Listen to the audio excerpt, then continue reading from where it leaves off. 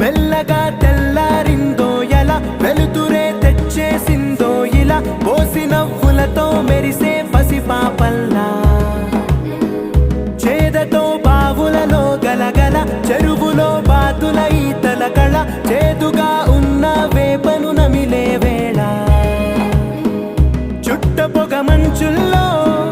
చుట్టాల పిలుపుల్లో